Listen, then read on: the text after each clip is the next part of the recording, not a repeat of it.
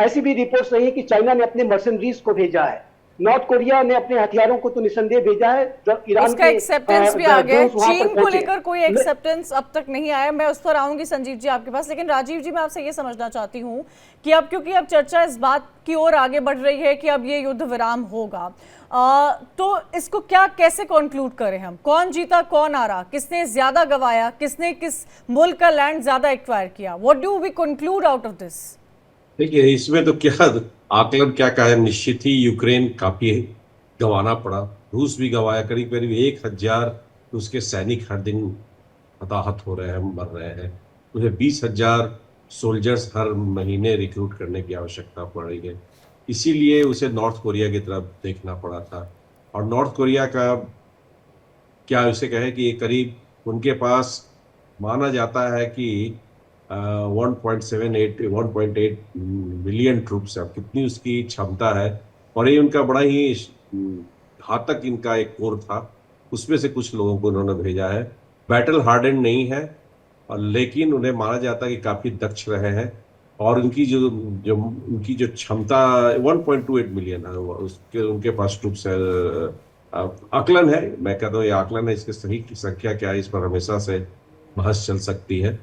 और उनका जो सबसे इन्फिल्ट्रेशन सबोटाजिंग में उनको अच्छी मानी जाती है, उनकी महारत मानी जाती है।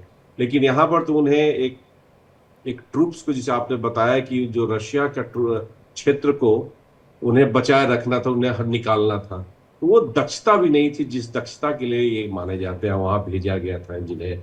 और ये असैसिनेशन वगैरह करने के लिए इसमें इनका दक्षता इनकी मानी जाती है।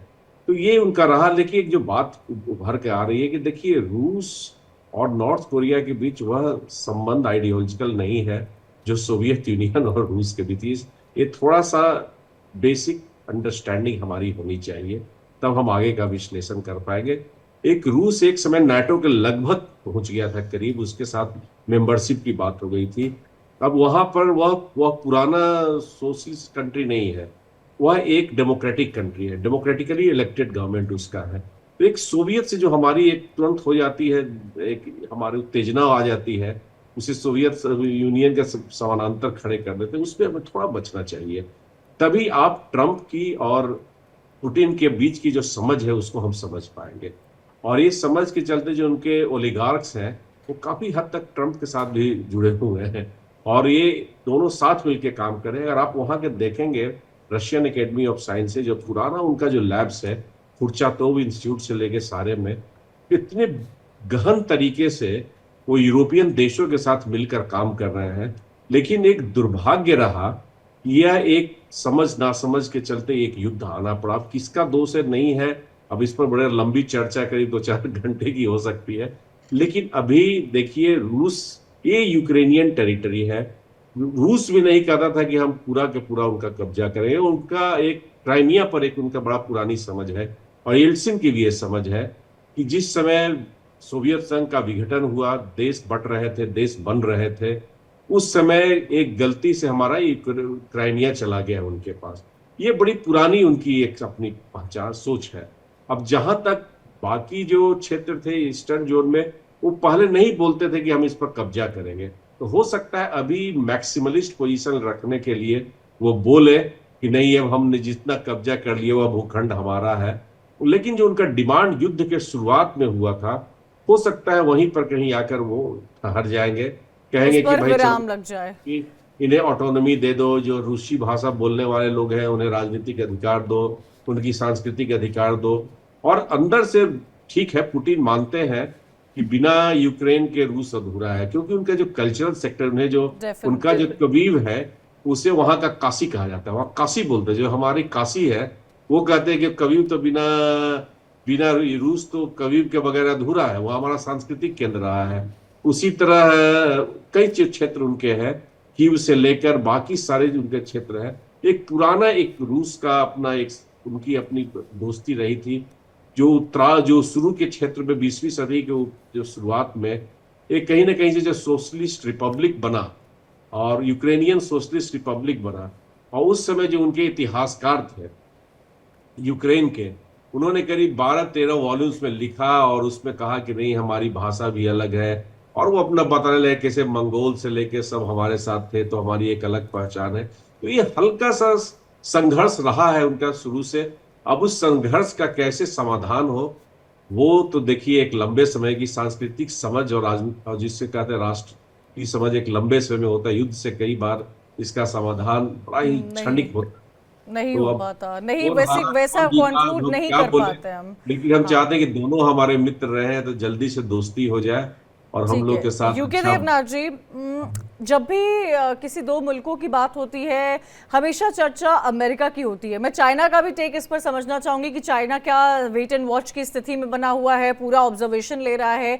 इन सब के बीच में दो मुल्कों का एंड या कंक्लूजन क्या होगा, वो बहुत इस बात पर निर्भर करता है कि ट्रंप ने क्या किया, अमेरिका का रुख क्या हो रहा है। अमेरिका इतना बड़ा सुपर पावर है कि दो मुल्कों के बीच में किसकी जीत किसकी हार होगी, क्या ये वो तय कर सकता है? देखिए, अगर अमेरिका चाहे तो ये युद्ध एक दिन में खत्म हो सकता है, क्योंकि यूक्रेन हर रोज करीबन 3000 राउंड आर्टिलरी के फायर कर रहा है। और प्रैक्टिकली ये 3000 राउंड प्रैक्टिकली हर रोज अमेरिका से या नेटो देशों में अमेरिका ने जो अपने स्टॉक्स रखे हैं उससे सप्लाई हो रहे हैं। यूक्रेन जो है हर रोज करीबन 60 से 80 एयर डिफेंस मिसाइलें फायर कर रहा है। और ये जो हैं ज्यादातर अमेरिकन स्टॉक से आ रहे हैं, जो कि या तो सीधा अमेरिका की फैक्ट्री से हवाई जहाज के द्वारा पोलैंड लाए जाते हैं, वहां से बाई ट्रेन लवीव में, यूक्रेन में उनका रेलवे मार्शलिंग यार्ड है, लवीव से इन मिसाइलों को सीधा बैटलफील्ड में लाया जा रहा है। तो अमेरिका अगर इन मिसाइलों को देना बंद कर दे, इन शेल्स को देना बंद कर दे, तो ये लड़ाई कल सुबह तक बंद हो जाएगी। देखिए, ये लड़ाई चल क्यों रही है, इसमें किसी भी लड़ाई में यूक्रेन जो है जाहिर बात है बहुत कमजोर मुल्क है। रूस जो है ठीक है, पुराने जमाने जैसा एक सुपर पावर नहीं है, लेकिन यूक्रेन के मुकाबले 10 गुना ज्यादा मजबूत है। तो यूक्रेन टिका क्यों हुआ है? टिका हुआ है, देखिए 3 चीजें दरकार होती हैं। एक है गोला बारूद हथियार। अमेरिका अब तक मोर और लेस कंटिन्यूसली दे रहा है, बंद कर देगा देना तो कल सुबह ही युद्ध खत्म हो जाएगा। दूसरी चीज है कि यूक्रेन का मैन पावर। यूक्रेन के पास मैन पावर की शॉर्टेज हो रही है। हमेशा से रिपोर्ट आती रही है कि वहां पर बच्चों को जबरदस्ती घर से उनकी जो मिलिट्री पुलिस है वो ले जाकर एज ए रिक्रूट भर्ती कर रही है युद्ध लड़ने के लिए। बैटलफील्ड से भी लड़के छोड़ छोड़ के जा रहे हैं। जब ये युद्ध चालू हुआ था, हम याद कर सकते हैं कि बड़ी संख्या में जब रिफ्यूजी पलायन करके यूक्रेन से यूरोप की तरफ जा रहे थे, तो उसमें युवा भी थे। 15 साल से 65 साल के युवा जब वो यूक्रेन बॉर्डर क्रॉस करके यूरोप जा रहे थे, तो यूक्रेन की पुलिस ने उनको रोक लिया था और वापस कीव की तरफ भेज दिया था कि वो यूक्रेन छोड़ के नहीं जा सकते। तो यूक्रेन में मैन पावर शॉर्टेज है। तो एक और कमजोरी है यूक्रेन की। तीसरी और सबसे बड़ी बात है कि युद्ध लड़ने की इच्छा। अभी तक यूक्रेन के जो रूलिंग एलिट है, देखिए ये समझना पड़ेगा कि यूक्रेन में 3 तरह के लोग रहते हैं। एक आम आदमी है, गरीब आदमी है, उनके मन में युद्ध लड़ने की इच्छा नहीं है। वहां पर अक्सर खलबली मच जाती है लोअर लेवल पर, क्योंकि आम जो आवाम है उनको लग रहा है कि इस लंबे युद्ध से उनको क्या मिलेगा। अगर यूक्रेन युद्ध जीत भी जाता है तो उनको क्या मिलेगा। दूसरा जो तबका है वहां पर है वो धनाढ्य लोगों का है।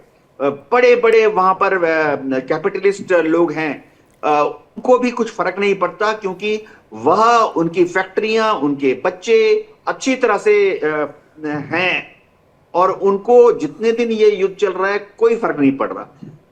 यूक्रेन में जो मध्यम वर्ग है वो हमेशा से डिसीजन लेता रहा। ना वहां के गरीब लोग, ना वहां के अमीर लोग। ये जेलेंस्की जब पावर में आए थे तो यूक्रेन के मध्यम वर्ग के मदद से पावर में आए थे। अब ये मध्यम वर्ग में कौन है? उनकी इंटेलिजेंसिया है, बुद्धिजीवी है, डॉक्टर्स, लेक्चरर्स, प्रोफेसर्स, काफी हद तक पार्टी वर्कर्स भी हैं। जो कि जेलेंस्की के साथ खड़े हैं। लेकिन पिछले 6 महीने से हर महीने मध्यम वर्ग का जो सपोर्ट है जेलेंस्की को, वो भी कम होता नजर आ रहा है। तो यूक्रेन के पास हथियार अगर अमेरिका रोक दे, युद्ध बंद हो जाएगा। यूक्रेन के पास अगर युद्ध लड़ने के लिए सफिशिएंट नंबर में यूथ बोला तो 15 साल से 35 या 45 साल के बच्चे सामने नहीं आए तो युद्ध खत्म हो जाएगा। काफी बड़ी चांस है कि ऐसा होगा। और तीसरी बात है, अगर यूक्रेन के मिडिल क्लास में युद्ध लड़ने की इच्छा खत्म हो जाए तो ये युद्ध बंद हो जाएगा।